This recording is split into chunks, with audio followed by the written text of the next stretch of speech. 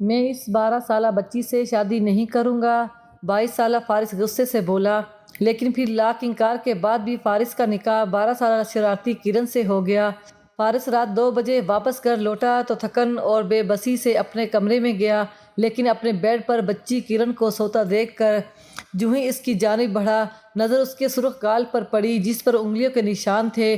وہ حیران تھا کہ اسے کس نے مارا ہے۔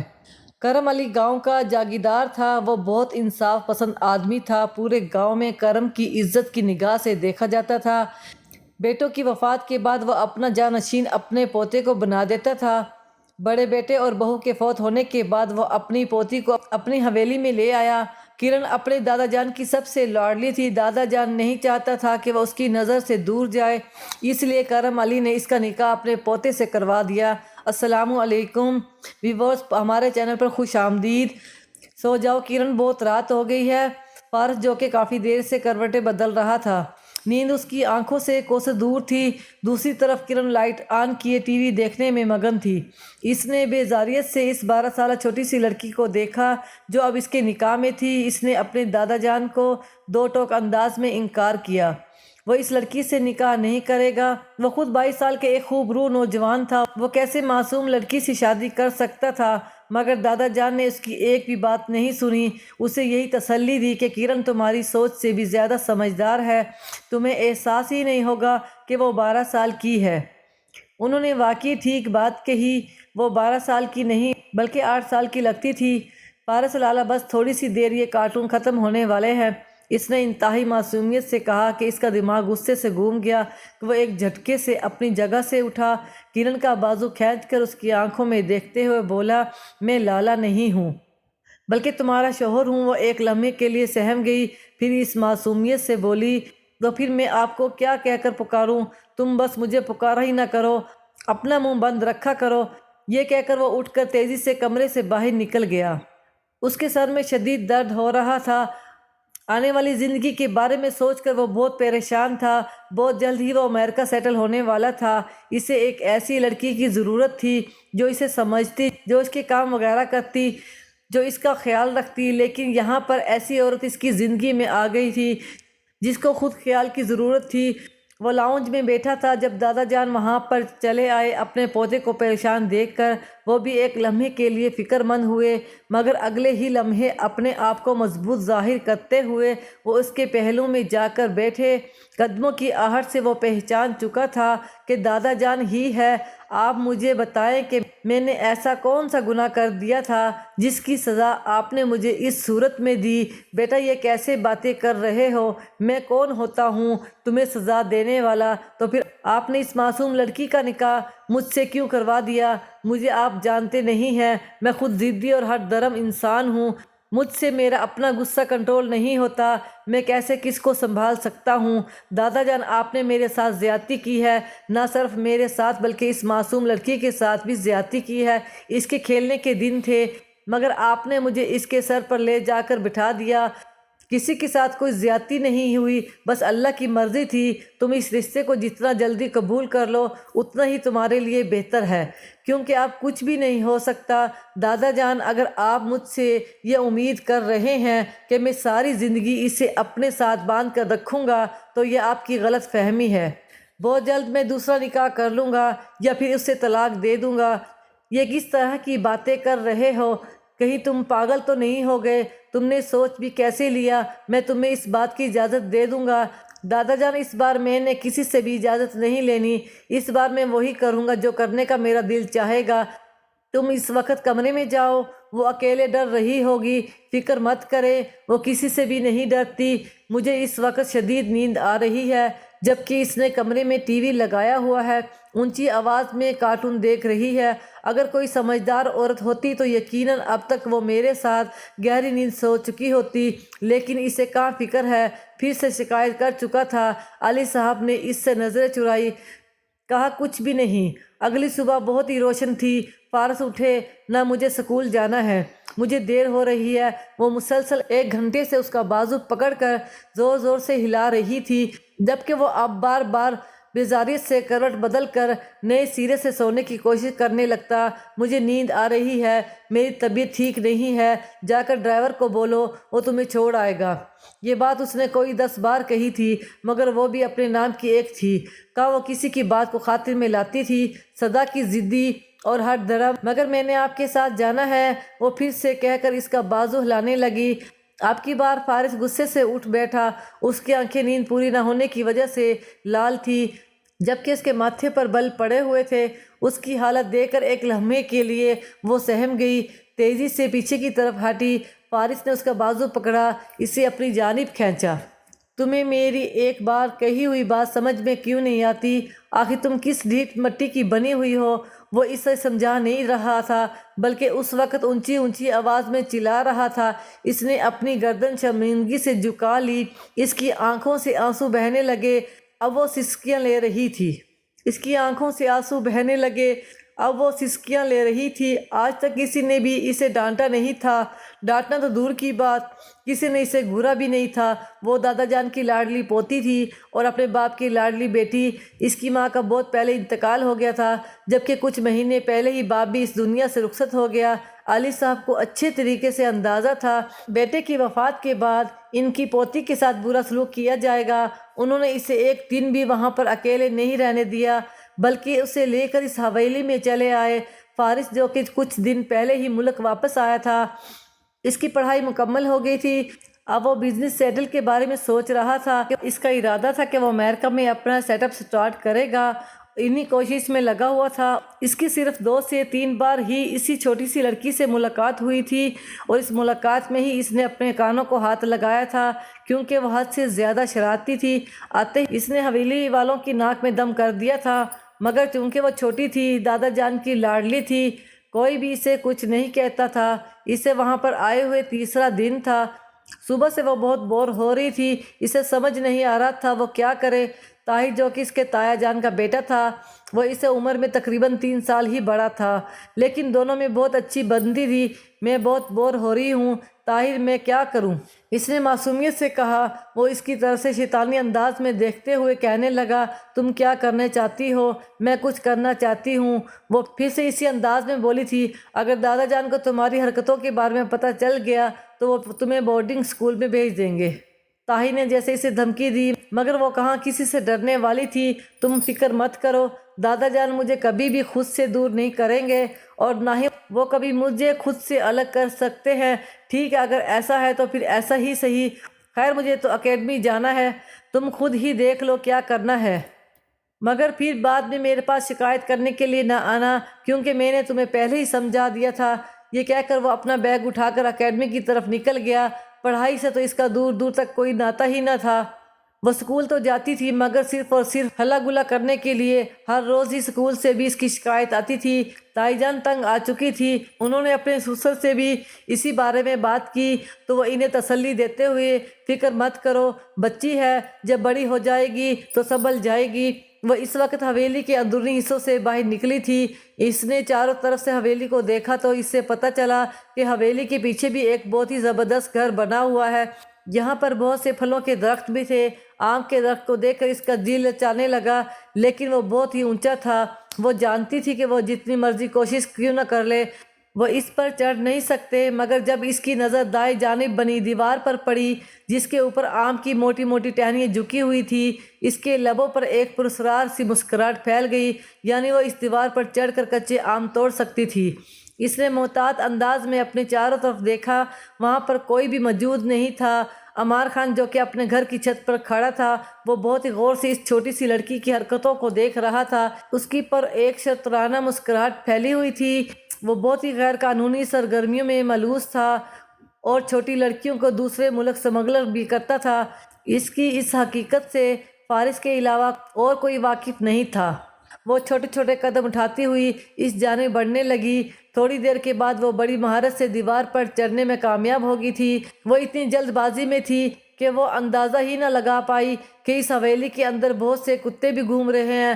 وہ شکاری کتے ہیں جسے عمار خان نے ان درختوں کی حفاظت کرنے پر لگایا ہوا تھا۔ وہ آرام سے ہاتھ باندھ کر چھت پر کھڑا رہا اور تماشا دیکھنے لگا۔ دوسری طرف اس کے اسکول سے پھر سے کال آئی، یہ کال اب کی بار فارس لالہ کی طرف سے آئی تھی۔ پرنسپل بہت غصہ کر رہی تھی، اسے ڈانٹ رہی تھی، اس کے ماتھے پر بل پڑ گئے۔ اس نے فیصلہ کر لیا تھا کہ وہ آج ہی دو ٹوک انداز میں اس چھوٹی سی لڑکی سے بات کرے گا اور اپنے دادا کو بھی سمجھائے گا کہ وہ اسے حد سے زیادہ لاڈ پیار دے کر اسے بگاڑ رہے ہیں۔ لڑکی ذات ہے، بگڑ گئی تو بعد میں بہت سی مشکلات پیدا ہو جائیں گے۔ اس نے اس پوری حویلی میں تلاش کیا مگر وہ اسے کہیں بھی نظر نہ آئی۔ اسے شدت سے کچھ غلط ہونے کا احساس ہوا کیونکہ ایک بار پہلے بھی وہ اجازت لیے بغیر گاڑی لے کر باہر نکل گئی تھی۔ اسے ٹھیک طرح سے ڈرائیو کرنا بھی نہیں آتا اور یہ نکلا کہ وہ خود بھی زخمی ہوئی اور گاڑی کا بونٹ بھی اڑا دیا گیا۔ یا میرے اللہ میں اس شیطانی دماغ میں کوئی اور کارنامہ نہ چل رہا ہو۔ اس نے دل ہی دل میں اپنے رب سے دعا کی۔ جب باہر جا کے اس نے نوکرانی سے پوچھا تو وہ کہنے لگی، انہیں تو میں نے حویلی کے پیچھے حصے کی جانب جاتے ہوئے دیکھا ہے۔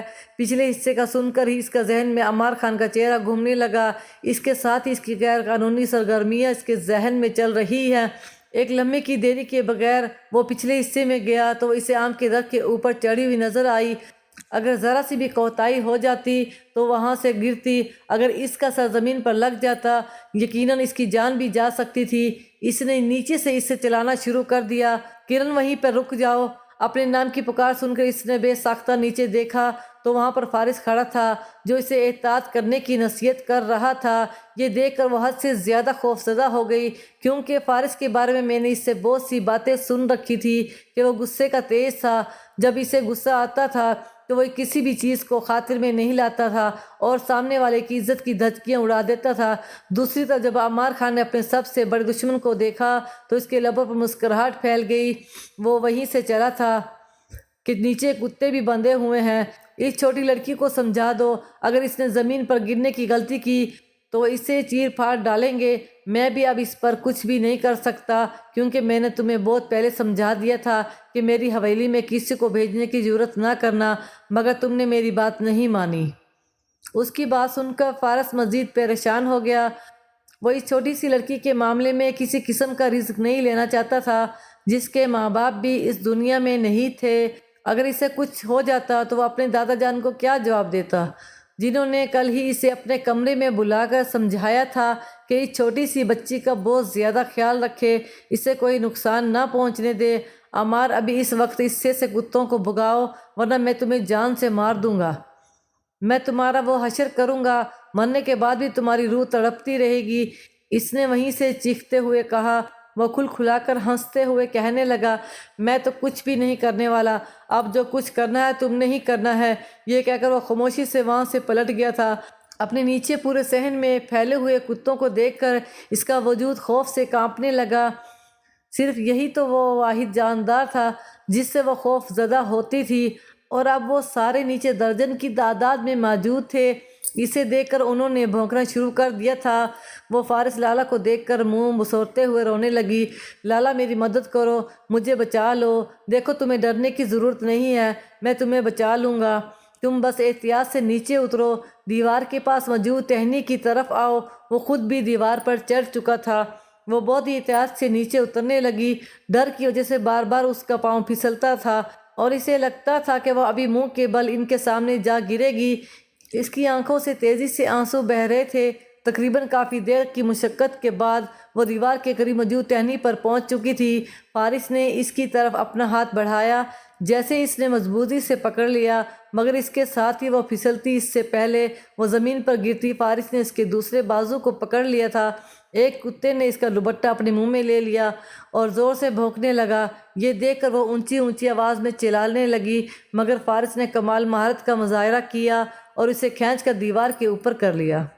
وہ اس وقت دوپٹے سے مکمل طور پر بے نیاز تھی۔ اس کے بال بکھرے ہوئے تھے جبکہ اس کے چہرے پر خوف پھیلا ہوا تھا۔ اسے دیوار سے نیچے اتارنے کے بعد وہ غصے سے اسے ڈانٹتے ہوئے کہنے لگا، جب میں نے تمہیں ایک بار کہا کہ گھر میں ٹک کر بیٹھو تو تمہیں میری ایک بار کہی ہوئی بات سمجھ میں کیوں نہیں آتی؟ آج اگر میں نہ آتا تو وہ سوچو وہ کتے تمہارا کیا حال کرتے۔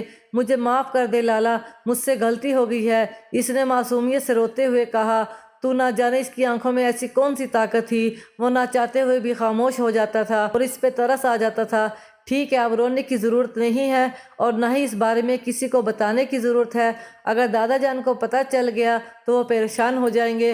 چلو اپنے کمرے میں جاؤ اور اب دوبارہ اس طرف مت آنا۔ اسے وہاں سے بھیجنے کے بعد وہ خود بھی حویلی سے باہر نکل گیا۔ اب اس کا رخ عمار خان کی حویلی کی طرف تھا۔ تم کیوں بار بار میرے صبر کا امتحان لیتے ہو؟ میں صرف اسی وجہ سے خاموش ہوں کیونکہ تم میرے تایا کے بیٹے ہو۔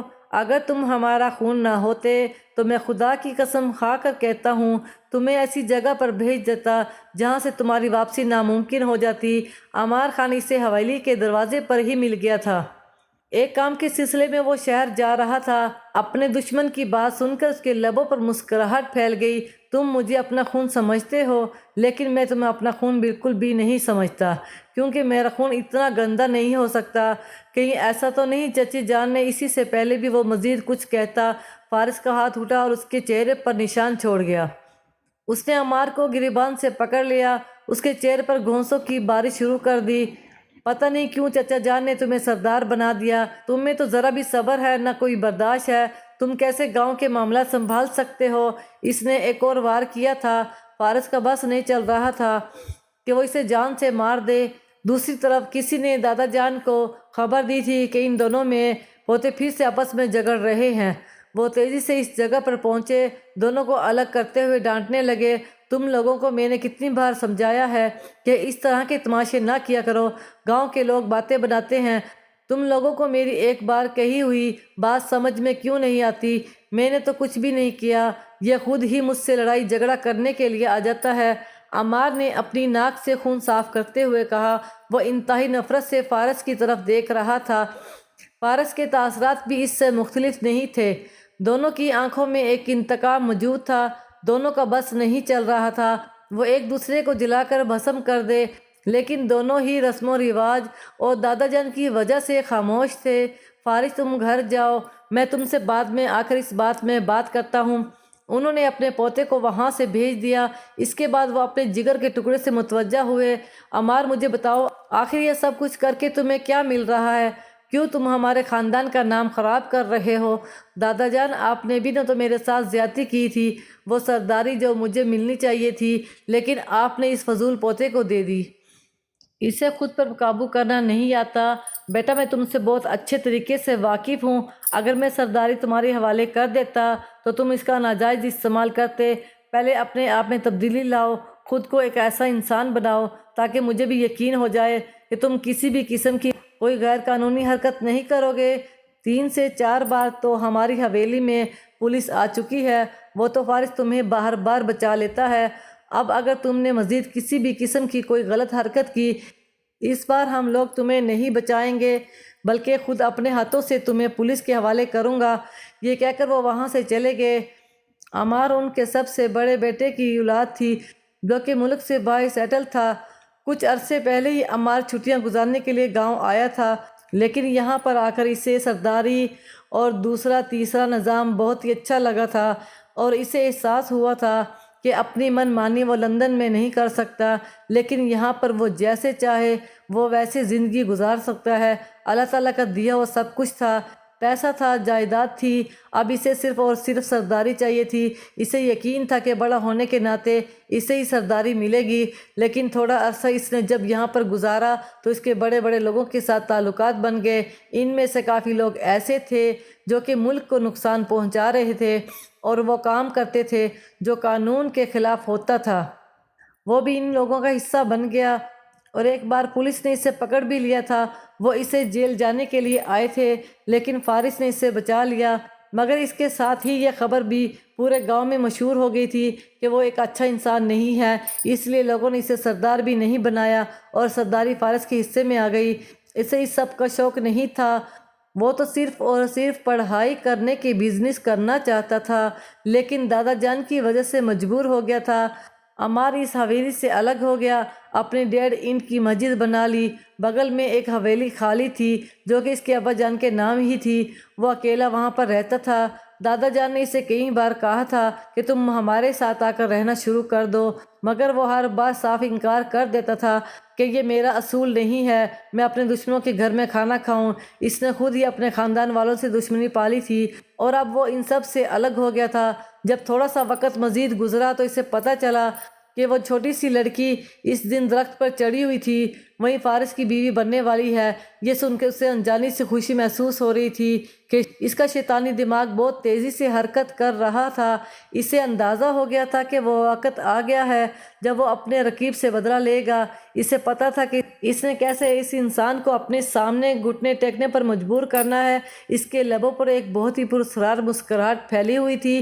دوسری طرف جب فارس کو پتہ چلا کہ اس کا نکاح کرن سے کرنے کے بارے میں سوچ رہے ہیں تو وہ ہتھی سے اکھڑ گیا۔ اس نے اپنے دادا جان کو دو ٹوک انداز میں کہہ دیا کہ وہ ایسا کبھی بھی نہیں کرے گا، مگر دادا جان نے اس کی ایک بات نہیں سنی۔ اس کے سارے ارمان دھرے کے دھرے رہ گئے تھے۔ نہ جانے اس نے اپنی شادی کے بارے میں کیا کیا سوچ رکھا تھا، مگر اس کی کوئی بھی خواہش پوری نہیں ہوئی تھی۔ نہ تو اس سے ایک سلجھی ہوئی بیوی ملی تھی، نہ اس کی شادی دھوم دھام سے ہوئی تھی۔ وہ چاہ رہا تھا کہ وہ ایک ایسی شادی کرے کہ دور دور سے لوگ اس کی شادی دیکھنے کے لیے آئے، اس کی شادی کی ہر جگہ پر چرچے ہوں۔ مگر دادا جان نے بہت ہی سادگی سے دونوں کا نکاح کروایا تھا۔ وہ کچھ اور ہی سوچ کر بیٹھے ہوئے تھے جس سے وہ صرف ان کا رب واقف تھا۔ ان کے نکاح کو تقریباً 3 مہینے گزر چکے تھے۔ اس دوران وہ ایک بار بھی اس لڑکی کے پاس نہیں گیا تھا اور نہ ہی وہ ایسا کرنے کی جرات کر سکتا تھا، کیونکہ وہ حد سے زیادہ معصوم تھی اور بس ہر وقت ہی جلتا کڑکتا رہتا تھا۔ پھر دوبارہ سے اس کی عمار کے ساتھ ملاقات ہوئی تھی۔ اس نے فارس کا مذاق بنایا تھا، سردار کم عقل ہے، سردار نے کم عمر لڑکی سے شادی کی، واہ کیا جوڑی بنائی ہے میرے رب نے۔ زندگی میں پہلی بار اس نے فارس کی بات کو مکمل طور پر نظر انداز کیا تھا۔ عمار سے یہ بھی برداشت نہیں ہوا تھا، کیونکہ وہ چاہتا تھا کہ فارس اس کی باتیں سن کر غصے میں آئے اور ایسی حرکتیں وہ اس کے خلاف استعمال کر سکے۔ وہ شام کے وقت دادا جان کے کمرے میں گیا، نہایت مؤدبانہ لہجے میں کہنے لگا، میں کچھ عرصے کے لیے امریکہ جانا چاہتا ہوں، 3 سے 4 سال لگا کر واپس آ جاؤں گا، تب تک وہ لڑکی بھی سمجھدار ہو جائے گی۔ ٹھیک ہے بیٹا، تم بے شک امریکہ جاؤ، لیکن اس لڑکی کو اپنے ساتھ لے کر جاؤ، وہ تمہاری بیوی ہے، وہ تمہاری ذمہ داری ہے، میں اب اس کی مزید ذمہ داری نہیں اٹھا سکتا، نہ ہی مجھ میں اتنی ہمت ہے۔ دادا جان کی باتیں سن کر وہ حیران ہو گیا اور بے چینی سے کہنے لگا، میں اسے کیسے اپنے ساتھ لے کے جا سکتا ہوں؟ وہاں پر میں سارا وقت گھر سے باہر رہتا ہوں، آپ تو جانتے ہیں وہاں کی زندگی کتنی عجیب و غریب ہے، وہ سارا دن اکیلی فلیٹ میں پاگل ہو جائے گی۔ دوسری طرف جب کرن کو اس بارے میں پتہ چلے گا تو اس نے وویلا مچانا شروع کر دیا۔ یہ بات سچ تھی کہ وہ اپنے شوہر کے ساتھ نہیں جانا چاہتی تھی، نہ ہی اسے اپنے دادا جان سے دور ہونے کا شوق تھا۔ اس نے اپنے دادا جان کو کہہ دیا تھا کہ ان کے پاس ہی رہے گی۔ یوں وہ بھی خاموش ہو گیا۔ رات کا وقت تھا، وہ کچن میں کھانا ڈھونڈنے کے لیے گئی تھی، کیونکہ شام کے وقت اس نے کچھ بھی نہیں کھایا تھا۔ جب اسے تایا جان کے کمرے سے آواز سنائی دی، یوں تو وہ کسی کی باتیں چھپ کر نہیں سنتی تھی، کیونکہ اس کے بابا نے اسے سمجھایا تھا کہ یہ بری عادت ہے، لیکن اپنا نام سن کر وہ نہ چاہتے ہوئے بھی اس طرف چل پڑی۔ مجھے تو وہ لڑکی بالکل بھی اچھی نہیں لگتی اور وہ تمہارے لائق بھی نہیں ہے، کم عقل ہے، بیوقوف کہیں ہے، میرا بس چلے تو اسے تمہاری زندگی سے بے دخل کر دوں۔ امی آپ اپنی کیا بات کرتی ہیں، مجھے بھی اس سے انتہا کی نفرت ہے، اس سے دیکھتا ہوں تو میرا دماغ غصے سے گھوم جاتا ہے۔ اس کے تو ماں باپ بھی مر گئے، لیکن ہمارے لیے مصیبت پیدا ہو گئی ہے۔ مجھے بتائے میں کیسا اس عجیب و غریب لڑکی سے اپنا پیچھا چھڑاؤں؟ اپنے لیے اس طرح کے الفاظ سن کر اس کی آنکھوں میں آنسو آ گئے تھے۔ وہ سوچ بھی نہیں سکتی تھی کہ کبھی اسے فارس کے منہ سے یہ باتیں سننے کو ملیں گی۔ وہ تو اسے بہت محبت کرتی تھی، اس کی بہت عزت کرتی تھی۔ اس کا چھوٹا سا کچا ذہن اب لمحوں میں حد سے زیادہ سمجھدار ہو گیا تھا۔ پہلے وہ سمجھتی تھی کہ فارس کی فکر کرتا ہے، اس لیے اس کے پر غصہ کرتا ہے، اسے دادا جان بھی یہی بات سمجھاتے تھے، لیکن اب اسے حقیقت کے بارے میں پتہ چل گیا تھا، جو یہ تھی کہ فرحان اسے نفرت کرتا ہے، اس لیے اس پر غصہ کرتا ہے۔ وہ ساری باتیں وہ جذباتی ہو کر رہا تھا۔ رات کے وقت جب وہ کمرے میں گیا تو وہ پہلے سے ہی ٹی وی بند کر کے لیٹی ہوئی تھی۔ یہ دیکھ کر اسے حیرت ہوئی، وہ پوچھے بغیر رہ نہ سکا، مگر دوسری طرف سے کوئی جواب موصول نہ ہوا۔ وہ یہی سمجھ رہا تھا کہ شاید وہ سو گئی ہے، مگر وہ نہیں جانتا تھا کہ وہ تو اپنی قائم آگاہی پر آنسو بہا رہی ہے، وہ اپنی ناقدری پر رو رہی ہے۔ فرحان نے اس کے علاوہ بہت سی باتیں کی تھی، جن میں سے ایک یہ بھی تھی کہ وہ ایک جاہل اور ان پڑھ عورت کو کیسے اپنی بیوی کے روپ میں سب سے متعارف کروائے گا۔ لوگ اس کا مذاق بنائیں گے، اس پر ہنسیں گے، اور یہ وہ دن تھا جب اس چھوٹی سی لڑکی نے بھی فیصلہ کیا تھا اب وہ فارس سے زیادہ تعلیم حاصل کرے گی، اس سے بھی زیادہ پڑھ لکھ کر دکھائے گی تاکہ دوبارہ کبھی بھی کوئی اس پر اس طرح کی بات نہ کر سکے۔ اب اس خاموشی کو نہ صرف فرحان نے بلکہ حویلی والوں نے بھی محسوس کر لیا تھا۔ وہ بس اپنے کام سے کام رکھتی تھی، اس نے شرارتیں کرنا بھی چھوڑ دیا تھا۔ 12 سال کی عمر میں وہ حد سے زیادہ سمجھدار نظر آنے لگی تھی۔ یہ دیکھ کر فارس کو شدت سے کچھ غلط ہونے کا احساس ہوا۔ ایک دن وہ اپنے کمرے میں بیٹھی ہوم ورک کر رہی تھی۔ زندگی میں پہلی بار ایسا ہوا تھا، وہ کسی کے مجبور کیے بغیر خود ہی پڑھنے بیٹھ گئی تھی، جبکہ فارس اس کے ساتھ کرسی کھینچ کر بیٹھ گیا۔ خیریت تو ہے؟ آج کل تم بہت خاموش رہنے لگی ہو، کیا کسی نے کچھ کہا ہے؟ نہیں، کسی نے کچھ نہیں کہا۔ تھوڑی دیر پہلے تائی جان نے اس کی اچھی خاصی عزت افزائی کی تھی، مگر یہ بات وہ اپنے دل میں ہی دبا گئی تھی۔ اس کی آنکھیں بار بار آنسوؤں سے بھر رہی تھی۔ مجھے تو لگ رہا ہے کسی نے تمہیں ڈانٹا ہے، آپ کو غلط فہمی ہوئی ہے اور آپ کو میری ٹینشن لینے کی ضرورت بھی نہیں ہے۔ یہ کہہ کر وہ پھر سے اپنی کاپی پر جھک گئی۔ کافی دیر تک وہ اس کے چہرے کو دیکھتا رہا، جیسے ٹٹولنے کی کوشش کر رہا ہو۔ وہ کسی حد تک سچ بول رہی ہے، مگر پھر خاموشی سے وہاں سے چلا گیا۔ اگلے دن جب وہ اپنے کمرے کے اندر داخل ہوا تو وہ بیڈ پر لیٹی سو رہی تھی۔ یہ دیکھ کر اس کے لبوں پر مسکراہٹ پھیل گئی۔ آج کل وہ کچھ زیادہ ہی اس کی ذات میں دلچسپی لینے لگا۔ اپنے دل کی بدلی ہوئی حالت سے وہ خود بھی حیران ہو رہا تھا۔ ہر بار ہی سے خود کو یہ بات سمجھانی پڑتی تھی کہ بلا شبہ وہ اس کے نکاح میں ہے، لیکن ابھی بھی وہ ایک چھوٹی سی بچی ہے، اس رشتے کو نبھانے کے لیے ذہنی طور پر تیار ہے۔ اس وجہ سے وہ اس کے ساتھ کسی بھی قسم کی زیادتی نہیں کرنا چاہتا۔ جب وہ اس کے قریب پہنچا تو اس کے چہرے پر انگلیوں کے نشانات دیکھ کر اسے شدت سے کچھ غلط ہونے کا احساس ہوا۔ اس نے بے چینی سے کرن کے چہرے پر ہاتھ رکھا تو وہ تکلیف سے تڑپ اٹھی۔ وہ سوئی نہیں تھی بلکہ جاگ رہی تھی۔ اس کی آنکھوں سے آنسو بہنے لگے۔ وہ ایک دم سے اس کے گلے لگ گئی اور پھوٹ پھوٹ کر رونے لگی۔ اس کے آنسو کسی خنجر کی طرح فارس کو اپنے دل پر لگتے ہوئے محسوس ہو رہے تھے۔ کافی دیر تک وہ اس کو سبکاتا رہا، پھر اس سے پوچھنے لگا، مجھے بتاؤ تمہارے ساتھ یہ کس نے کیا ہے؟ فارس کی بات سن کر اس نے اپنی نگاہیں جھکا لی۔ وہ اسے بتاتے ہوئے ڈر رہی تھی، بلکہ وہ جانتی تھی اگر اس نے اپنے دادا جان کو بھی اس بارے میں بتا دیا تو گھر میں ایک نیا فساد کھڑا ہو جائے گا۔ اسے خاموش دیکھ کر وہ پھر سے بولا، میں تم سے پوچھ رہا ہوں تمہارے ساتھ یہ سب کس نے کیا ہے؟ اور ابھی اور اسی وقت مجھے اس کا نام بتاؤ ورنہ مجھ سے برا کوئی بھی نہیں ہوگا۔ اس کی آواز نہ چاہتے ہوئے بھی اونچی ہو گئی تھی۔ یہ سب آپ کی امی جان نے کیا ہے، یہ کہہ کر پھر سے رونے لگی۔ وہ اسی وقت ہی کمرے سے باہر نکلا۔ اب اس کا رخ اپنی امی کے کمرے کی طرف تھا۔ وہ اس وقت اکیلی بیٹھی ہوئی تھی۔ بیٹے کو رات کے وقت اپنے پاس آتا ہوا دیکھ کر ان کے لبوں پر مسکراہٹ پھیل گئی، کیونکہ عرصہ ہوا تھا وہ ان کے پاس رات کے وقت آ کر بیٹھا ہی نہیں تھا۔ آج اپنی ماں کی کیسے یاد آ گئی؟ انہوں نے خوشگوار حیرت سے پوچھا۔ ان کی بات کا جواب دیے بغیر وہ دو ٹوک انداز میں ان سے سوال کرنے لگا، آپ کی ہمت کیسے ہوئی کرن پر ہاتھ اٹھانے کی؟ پہلے تو وہ حیران ہوئی اور پھر غصے سے اسے دیکھتے ہوئے کہنے لگی، تم تو مجھ سے یوں سوال کر رہے ہو جیسے میں نے اس کی شان میں کمی واقع کر دی ہے۔ وہ لڑکی اس قابل ہے، تم کیا جانو وہ کتنی بدتمیز ہے۔ کل ہی برتن دھوتے ہوئے اس نے میرا ڈنر سیٹ توڑ دیا۔ میں نے تو بس اس کو اس کے کیے کی سزا دی ہے۔ اگر اسے آج سمجھاؤں گی نہیں تو کل کو وہ دوبارہ اسی طرح حرکت کرے گی۔ پہلے تو وہ ہے یقینی سے اپنی ماں کے چہرے کی طرف دیکھنے لگا۔ اسے اپنی ماں کی آواز کسی گہری کھائی سے آتی ہوئی معلوم ہوئی۔ امی، وہ ایک چھوٹی بچی ہے، آپ اس سے کیا برتن دھلوا سکتی ہیں؟ وہ ایک بچی ہونے کے ساتھ ساتھ اس گھر کی بہو بھی ہے۔ جب تک اس کے کندھوں پر ذمہ داری نہیں آئے گی تب تک اسے احساس بھی نہیں ہوگا اور وہ اسی طرح سے بے وقوفوں جیسی حرکتیں کرتی رہے گی۔ تمہارے دادا جان نے میرے حوالے کیا ہے اسے، اور میں اسے اچھے طریقے سے جانتی ہوں اس کی تربیت کیسے کرنی ہے۔ وہ جانتا تھا کہ اس کی ماں تربیت نہیں کر رہی بلکہ اس لڑکی سے بدلہ لے رہی ہے، کیونکہ وہ اس کی شادی اپنی بہن کی بیٹی سے کروانا چاہتی تھی۔ وہ گہرے گہرے سانس لینے لگا جیسے خود کو نارمل کرنے کی کوشش کر رہا ہو۔ پھر اس نے دو ٹوک انداز میں کہا، امی، میں آپ کو پہلے اور آخری بار سمجھا رہا ہوں، اب اگر آپ نے میری بیوی کو کچھ بھی کہا تو مجھ سے برا کوئی نہیں ہوگا۔ پہلے میں سوچ رہا تھا کہ لندن چلا جاؤں، لیکن اب مجھے اندازہ ہو رہا ہے کہ میں اسے آپ کے پاس اکیلا نہیں چھوڑ سکتا، ورنہ آپ لوگ تو اسے نوچ کے کھا جاؤ گے۔ اب کیا تم اپنی ماں سے اس لڑکی کے لیے بحث کرو گے؟ اماں، وہ بے گناہ ہے، سب سے بڑھ کر یہ وہ معصوم اور نادان ہے۔ اس نے اور بھی بہت ساری باتیں سوچی ہوئی تھی، جس میں سے ایک یہ بھی تھی اب وہ کرن کو تھوڑے عرصے کے لیے خود سے دور کر دے گا تاکہ وہ اپنی زندگی کی طرف دلچسپی لینے لگے، تاکہ اس کے چھوٹے سے ذہن میں جو باتیں جنم لے چکی ہیں وہ ساری ختم ہو جائے۔ وہ اسے بورڈنگ سکول نہیں بھیجنا چاہتا، لیکن اب اس کی مجبوری بن گئی تھی۔ وہ خود اسے شہر کے ایک اچھے اسکول میں داخل کروا کر آیا۔ اس پر بھی اس لڑکی نے کوئی وویلا نہیں مچایا۔ اس نے اپنے لبوں سے ایک حرف شکایت بھی ادا نہیں کیا تھا۔ اگر تمہیں کسی چیز کی ضرورت ہو تو مجھے کہہ سکتی ہو، تمہیں ایک کال کرنا، میں تمہارے پاس آ جایا کروں گا۔ اس نے کہا۔ اس بار بھی وہ کچھ بھی نہیں بولی بلکہ خاموشی سے اپنے کمرے میں چلی گئی۔ میں جانتا ہوں کرن کہ تم مجھ سے ناراض ہو، لیکن تمہارے لیے یہ سب ضروری تھا۔ دادا کی طبیعت بہت زیادہ خراب رہنے لگی تھی۔ وہ خود بھی اب کرن کا صحیح طریقے سے خیال نہیں رکھ سکتے تھے۔ حویلی کے باقی لوگ اس کے ساتھ برا سلوک کرتے تھے۔ اس کی حفاظت کے لیے یہ سب کچھ کیا گیا تھا۔ جب تک عمار خان کا سوال تھا، اس کے ذہن اس وقت بہت تیزی سے حرکت کر رہا تھا۔ تقریباً 1 سال ہی گزرا تھا۔ وہ ایک دن اس سے ملنے کے لیے آ گیا۔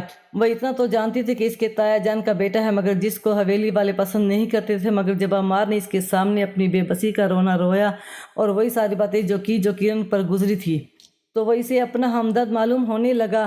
وہ بھی تو پیار کی ترسی ہوئی تھی، وہ بھی تو اپنی حویلی والوں کی چھوڑی ہوئی تھی۔ مجھے پتہ ہے چچی جان نے تمہارے ساتھ بھی بدتمیزی کی ہوگی، انہوں نے تمہیں بھی برا بلا کہا ہوگا، انہیں تمہارے ساتھ ایسا نہیں کرنا چاہیے تھا۔ اب بھی عمار نے یہ بات کہی تھی کہ وہ اونچی اونچی آواز میں رونے لگی۔ مجھے نہ تو تائی جان پسند کرتی ہے، نہ ہی میرا شوہر مجھ سے محبت کرتا ہے۔ میں انہیں باتیں کرتے ہوئے سنا تھا، فارس بہت جلد مجھے چھوڑ دیں گے، اس کے بعد میں کیا کروں گی، میں کہاں جاؤں گی۔ 13 سال کی بچی تھی۔ اس کا ذہن اس وقت بری طرح انتشار کا شکار ہو گیا تھا۔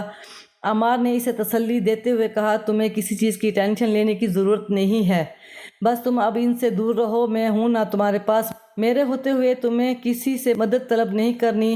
کیا تم واقعی ساری زندگی میرے ساتھ اس طرح رہو گے؟ اگر حویلی والوں نے مجھے نکال دیا تو کیا تم میری مدد کرو گے؟ اس نے معصومیت سے کہا تو وہ زور شور سے ہاں میں سر ہلاتے وقت تیزی سے گزرتا جا رہا تھا۔ وہ 18 سال کی نوجوان لڑکی بن چکی تھی۔ ان 5 سالوں میں ایک بار بھی وہ حویلی نہیں گئی تھی۔ عید کا تہوار آتا تو وہ ہاسٹل میں ہی رہتی۔ اس کے علاوہ وہ کسی کا فنکشن ہوتا وہ پڑھائی کا بہانہ بنا دیتی۔ فارس پچھلے 2 سالوں سے ملک سے باہر موجود تھا۔ اس کی غیر موجودگی میں حویلی کا نظام پھر سے دادا جان نے سنبھال لیا تھا۔ جب وہ ملک واپس آیا تو اس کا ارادہ تھا کہ وہ بھی حویلی آئے گا، اس کو اپنی بیوی کا درجہ دے گا۔ پچھلے 5 سالوں سے وہ اس لمحے کا صبری سے انتظار کر رہا تھا، لیکن جب وہ ہاسٹل گیا تو اس نے کرن سے بات کی تو وہ عجیب سے انداز میں کہنے لگی، مجھے آپ سے طلاق چاہیے۔ اسے لگا کسی نے اس کے قدموں کے نیچے سے زمین نکال دی ہے۔ تم کیا کہہ رہی ہو؟ تم پاگل تو نہیں ہو گئی؟ نہیں، میں پاگل نہیں ہوئی۔ میں جو کچھ بھی کہہ رہی ہوں بہت سوچ سمجھ کے کہہ رہی ہوں۔ آج سے تقریباً 5 سال پہلے میں نے آپ کی باتیں سن لی تھی۔ اسی دن ہی میرے دل میں آپ کے لیے نفرت پیدا ہو گئی ہے۔ مجھے اندازہ ہے کہ آپ بھی مجھے پسند نہیں کرتے۔ آپ سب کچھ صرف اور صرف دادا جان کے کہنے پر کر رہے ہیں۔ فارس کو تو یہ یاد بھی نہیں تھا کب غصے میں آ کر اس نے اپنی ماں سے اس کی طرح کی باتیں کی تھی۔ اب وہ بہت بری طرح سے پچھتا رہا تھا، کیونکہ کرن کچھ بھی سننے سمجھنے کے لیے تیار نہیں ہے۔ اگلے ہی دن وہ ہاسٹل سے غائب ہو گئی تھی۔ یہ ایک اور بہت بڑا دھچکا تھا جو حویلی والوں کو لگا تھا۔ دادا جان کا رو رو کے برا حال تھا۔ وہ اپنی پوتی سے محبت کرتے تھے۔ فارس، میری پوتی کو میرے پاس لے آؤ، مجھے اتنا بڑا دکھ مت دو، میں برداشت ہی نہ کر سکوں۔ اسے ہر جگہ تلاش کیا جا رہا تھا، نہ جانے اسے آسمان کھا گئی یا زمین نگل گئی۔ کسی کو بھی کچھ پتہ نہیں تھا۔ کرن کی جب آنکھ کھلی تو وہ ایک اندھیری کوٹری میں تھی۔ بے ساختہ گردن اٹھا کر دیکھا تو سامنے ہی عمار کرسی پر بیٹھا ہوا تھا۔ اب تمہیں ساری زندگی اپنی قید میں رکھوں گا، حویلی والوں کی بے بسی کا تماشا دیکھوں گا۔ اس کی بات سن کر وہ بری طرح سے خوف زدہ ہو گئی۔ اسے اس انسان پر یقین کرنے میں 5 سال لگے تھے۔ 5 سال کے بعد جب وہ اس کے ساتھ ہاسٹل سے باہر نکلی تھی، اسی وقت ہی عمار نے اس کے پیٹھ پر وار کر دیا تھا۔ تم نے مجھے دھوکہ دیا ہے، وہ بے یقینی سے پوچھنے لگی۔ تو تمہیں اسی وجہ سے ہی تو تمہارے ساتھ تھا۔ تمہیں کیا لگتا تھا میں تمہارے ساتھ مخلص ہوں یا میں واقعی تم سے محبت کرنے لگا ہوں؟ اس کی آنکھوں سے تیزی سے آنسو بہنے لگے۔ وہ بے بس محسوس کر رہی تھی۔ اب اس کے پاس پچھتانے کے علاوہ کوئی بھی دوسرا راستہ نہیں تھا۔ وہ پوری رات روتی رہی، اپنے رب سے اپنی عزت کی دعائیں مانگتی رہی، کیونکہ اس نے عمار کے ارادے ٹھیک نہیں لگ رہے تھے۔ کچھ ہی دنوں کے بعد فارس کی عمار سے ملاقات ہوئی تو وہ بہت ہی عجیب و غریب باتیں کرنے لگا، جس سے فارس کو شک ہوا۔ اس نے اسی وقت اپنے گارڈ کو کال کی اور انہیں عمار کے بنگلے کی چیکنگ کے لیے بھیج دیا۔ جب عمار کو پتہ چلا تو اس نے بہت وویلا مچایا، مگر فارس کے گارڈ نے اسے پکڑ لیا تھا۔ پورے بنگلے میں تلاشی لی جا چکی تھی، مگر ابھی تک اس کا نام و نشان نہیں ملا۔ یہ دیکھ کر فارس ہنسنے لگا۔ میں نے تمہیں اب پہلے ہی کہا تھا، مجھے تمہاری اس 2 ٹکی کی بیوی سے کوئی دلچسپی نہیں ہے۔ اس سے پہلے کہ وہ مزید کچھ کہتا، فارس کو چیخ کی آواز سنائی دی۔ یہ آواز نیچے سے آ رہی تھی۔ اسے لگ رہا تھا جیسے اس کے قدموں کے نیچے سے کوئی کمرہ بنا ہو۔ وہ اب بھی اونچی اونچی آواز میں چلا رہی تھی۔ جب وہاں سے کارپٹ ہٹایا گیا تو ایک چھوٹا سا دروازہ تھا۔ کرن اس تہہ خانے میں قید تھی۔ فارس بھی عرصے سے عمار پر رحم کھا رہا تھا، لیکن اس بار اس نے اس انسان کو سزا دلوانے کا فیصلہ کیا اور اس پر دوسرے الزام ثابت کروا کر اسے پولیس کے حوالے کر دیا۔ کرن کو وہ حویلی واپس لے آ چکا تھا۔ وہ بہت زیادہ ڈری ہوئی تھی۔ کافی دنوں تک اس نے کسی سے کوئی بات نہیں کی۔ فارس بھی اس سے بہت شرمندہ تھا۔ ایک دن وہ اس کے قدموں میں بیٹھ گیا اور اسے اپنے رویے کی معافی مانگنے لگا۔ یہ دیکھ کر وہ پریشان ہو گئی۔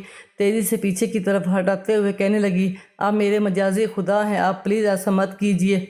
مجھے شرمندگی محسوس ہوتی ہے، میں نے تمہارے ساتھ بہت ہی زیادتی کی ہے، معاف کر دو۔ وہ اسی انداز میں بولا تھا وہ سردار جو کسی کو دوسری بار جواب نہیں دیتا تھا۔ وہ اسی وقت اپنی بیوی کے قدموں میں بیٹھا ہوا تھا اور اسے معافی مانگ رہا تھا۔ کرن خود کو خوش قسمت تصور کرنے لگی۔ اس نے فارس کو معاف کر دیا تھا کیونکہ وہ جانتی تھی اس کی خوشیاں اسی ایک شخص کے ساتھ جڑی ہوئی ہیں۔ اگر آپ کو ہماری کہانیاں پسند آ رہی ہیں تو ہمارے چینل کو سبسکرائب کیجیے، ویڈیوز پر کمنٹ کیجیے اور شیئر کیجیے۔ شکریہ۔